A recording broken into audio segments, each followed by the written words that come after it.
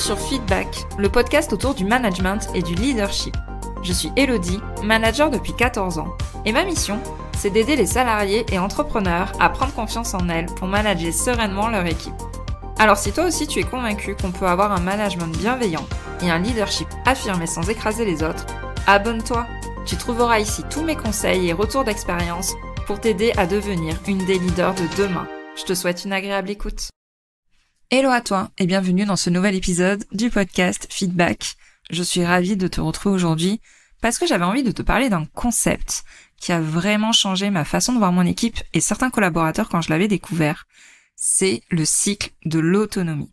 Je sais combien on peut râler quand on est manager parce qu'on a une équipe qui n'est pas du tout autonome et qu'on doit toujours être en train de les materner, de répondre à leurs urgences, à leurs problématiques, à leurs sollicitations.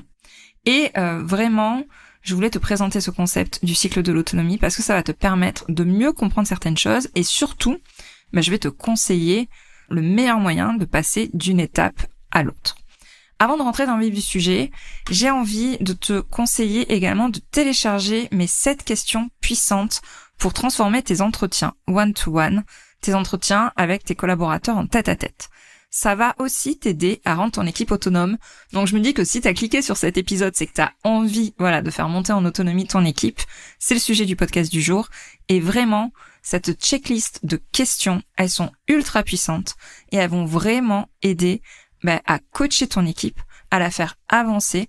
Pendant tes entretiens one-to-one, tu as le lien directement dans les notes de cet épisode. Du coup, c'est quoi le cycle de l'autonomie ? En fait, chaque collaborateur, du moment qu'il va intégrer ton entreprise, qu'il va intégrer ton service, il va suivre 4 étapes au cours de son évolution. On passe tous par ces 4 étapes, donc c'est important que tu les connaisses sur le bout des doigts. Peut-être en fait que tu t'es retrouvé avec des collaborateurs qui te disaient « Ouais, mais moi je ferais pas comme ça à ta place », ou d'autres qui ont des demandes du genre ouais, moi j'aimerais bien gérer ce dossier-là toute seule. Et en fait, des fois, tu sais pas forcément quoi répondre, voire même des fois tu es agacé par le comportement de certaines personnes qui vont remettre en cause ton autorité, ta façon de manager, en te disant qu'ils feraient mieux que toi, qu'ils comprennent pas pourquoi on fait ça, etc., etc. Et vraiment, ce que je vais t'expliquer aujourd'hui, ça va te permettre de mieux comprendre ce qui se passe dans leur tête, mieux comprendre leur comportement, mieux comprendre du coup le besoin qu'ils ont. Et c'est pour ça que je voulais vraiment te parler du cycle d'autonomie ou la roue de l'autonomie aussi, on en parle sous ce nom-là, car ça va t'aider vraiment à mieux comprendre ce qui se passe dans ton équipe. Alors, quand on démarre une relation manager-manager, chacun de tes collaborateurs va rentrer dans ce cycle de l'autonomie et suivre ces 4 étapes pas à pas. La première étape, c'est l'étape de dépendance. La deuxième étape, c'est la contre-dépendance. Puis vient l'indépendance. Et enfin, la dernière étape est l'interdépendance. Donc, je vais te détailler tout ça et t'expliquer comment on passe d'une étape à l'autre. Parce que là, je suis sûre que si je te dis ça comme ça va pas te parler du tout. Ça te paraît même ultra théorique et tu te dis, mais qu'est-ce qu'elle fait Hello ? D'habitude, on va dans les trucs super concrets. Non, je t'assure, on va rentrer dans le concret malgré le nom un peu barbare qu'ont chaque étape. Déjà, spoiler alert, avant de te présenter chaque étape, il faut que tu saches que chaque collaborateur va passer tout seul. En fait, c'est une évolution que tu ne peux pas contrôler à 100%. C'est vraiment ton collaborateur qui va passer personnellement tout seul d'une phase à l'autre. Tu vas pouvoir accompagner ce passage d'étape, tu vas pouvoir l'accélérer, mais tu ne peux pas l'imposer. Donc ça, c'est vraiment à garder en tête par rapport à tout ce que je vais te dire. Tu peux influencer les choses, mais tu ne peux pas les contrôler. Donc la première étape de ce cycle d'autonomie, c'est celui de la dépendance. Qu'est-ce qui se passe à ce stade-là ? Eh bien, ton collaborateur, il est tout nouveau dans l'entreprise, il vient d'arriver dans ton service, dans ton équipe, et tout simplement, il est en train d'apprendre les codes de cette nouvelle société dans laquelle il arrive, les procédures, les process, il est en train d'apprendre son poste, tout simplement, et il va se concentrer sur le comment. Il va essayer d'apprendre en premier, tous les process, tout le comment. Il est là pour apprendre, il est là pour assimiler, et il n'est pas là pour remettre en cause pour le moment le modèle, les process qui sont mis en place. Il va dire oui et ok à tout, il va faire tout ce que tu lui demandes, sans rechigner. Ça, c'est un peu la phase lune de miel du début. Ça va être plus ou moins court selon certaines personnes. Les nouvelles générations, ça a tendance à avoir un cycle plutôt court dans cette première étape. Mais c'est vrai que cette phase d'apprentissage, on aimerait bien que tout le monde reste le plus longtemps possible dans cette phase-là parce que c'est limite la plus simple.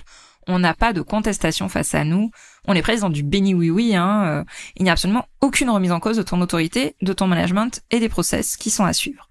La deuxième phase, qui est la plus difficile, mais en même temps la plus croustillante parce que la plus intéressante, c'est celle de la contre-dépendance. Parce qu'ici, on va passer du comment au pourquoi. Et c'est clairement cette deuxième étape qui pose le plus de problèmes quand on est manager. Là, quand je vais te détailler ce qui se passe dans cette étape, il y a forcément quelqu'un de ton équipe qui va t'apparaître dans ton cerveau. Tu vas avoir son image, son nom, forcément tu vas penser à cette personne-là. Dans cette phase, ton collaborateur, en fait, il va remettre en question le modèle qu'on lui impose. Il commence en fait à se forger ses propres opinions. Il va pas hésiter en fait à rentrer tout simplement en opposition avec toi. Il va rentrer en opposition avec son manager. Et c'est ok. C'est un peu comme la phase des enfants qui rentrent en opposition à tout ce que disent les parents. Voilà, c'est un peu l'adolescence, tu vois, de tes collaborateurs dans l'équipe. Ton collaborateur va en fait commencer à questionner chaque élément. Il va chercher à challenger chaque process, chaque procédure. Il va vraiment remettre en cause en fait ce qu'on lui dit et ce qu'on lui impose. Et en fait, ce challenge, il n'est pas forcément adressé à toi personnellement, il s'adresse juste au mode de fonctionnement. Il faut vraiment le prendre comme ça.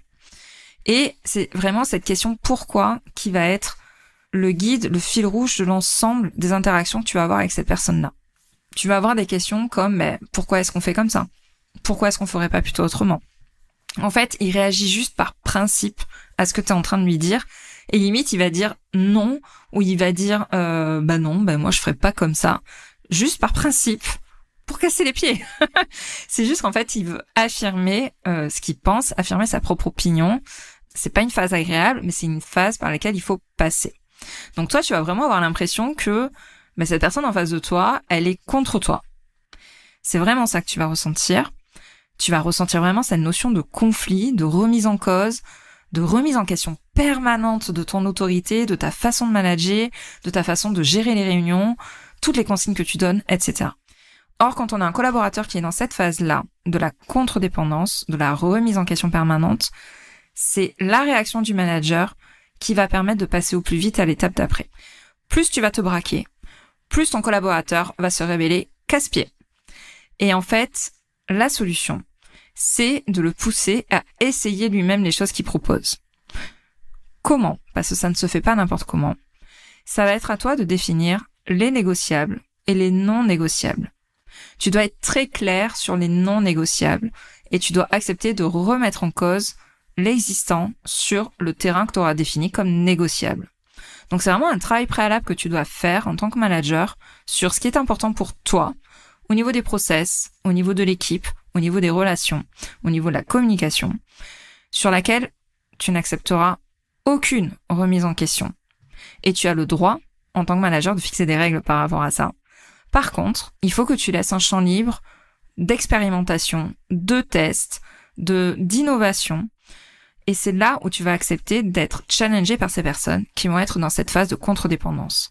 Ainsi, tu vas encourager l'exploration, le fait de proposer soi-même des solutions, et c'est là, très clairement, où tu vas faire gagner en autonomie ton équipe, en guidant doucement, avec bienveillance, en fixant des règles pour ne pas sortir du cadre du jeu.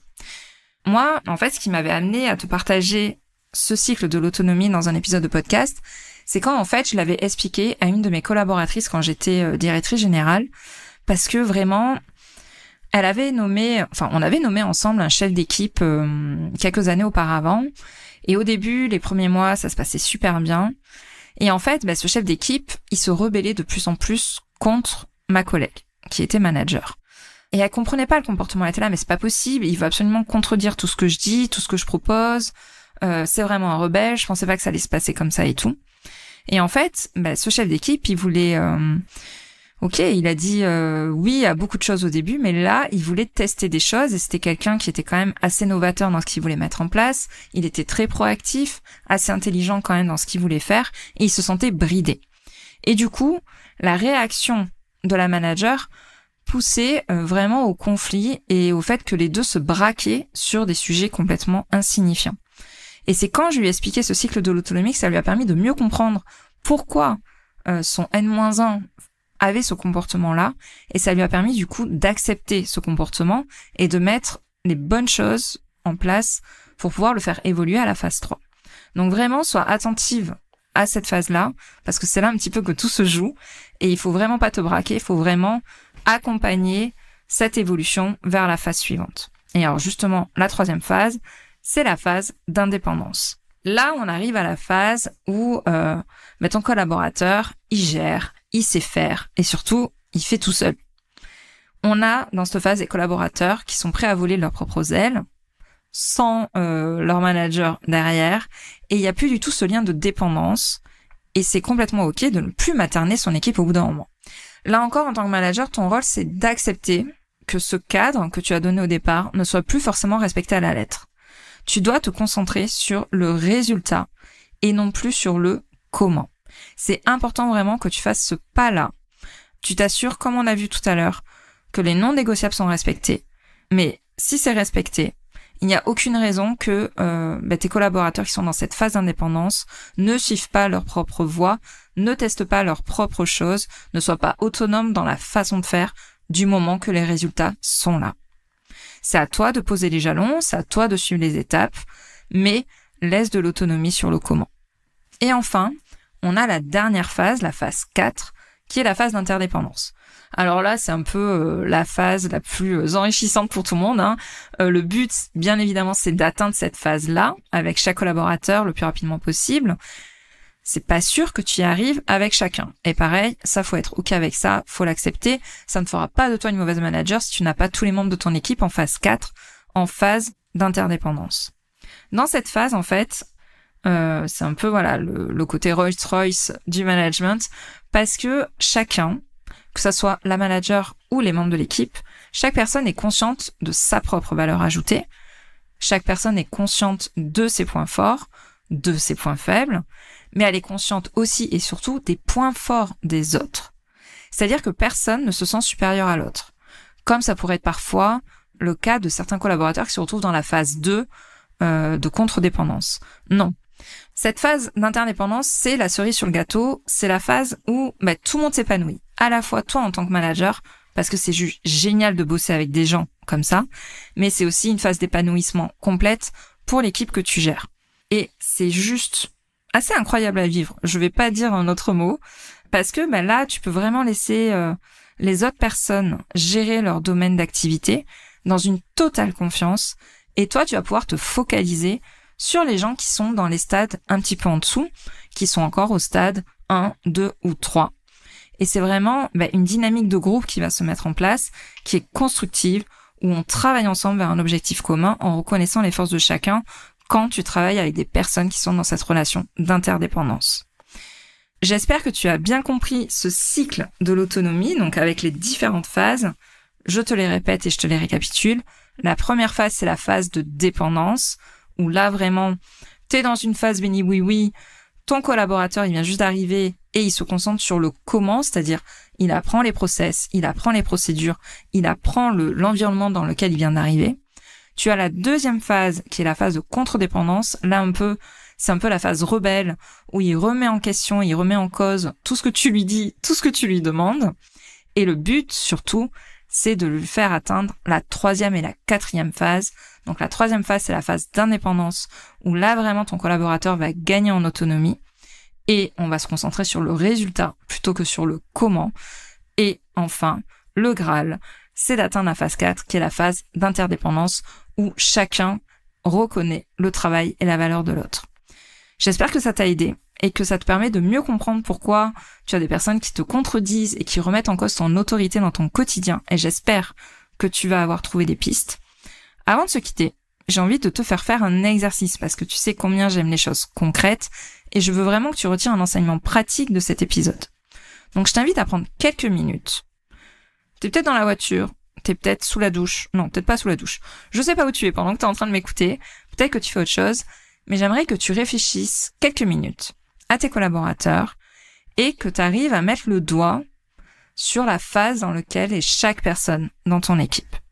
Ça va t'aider du coup à prendre les bonnes dispositions, à comprendre leur comportement Et il n'y a rien de mieux que de cartographier ton équipe par rapport à ce cycle de l'autonomie, parce que tu vas vraiment avoir des pistes pour avancer avec eux et apaiser les tensions que tu peux avoir avec certaines personnes. J'espère que cet épisode t'a plu et je te dis à la semaine prochaine.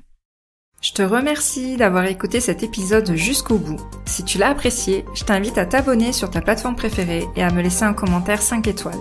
On se retrouve au prochain épisode pour parler management et leadership.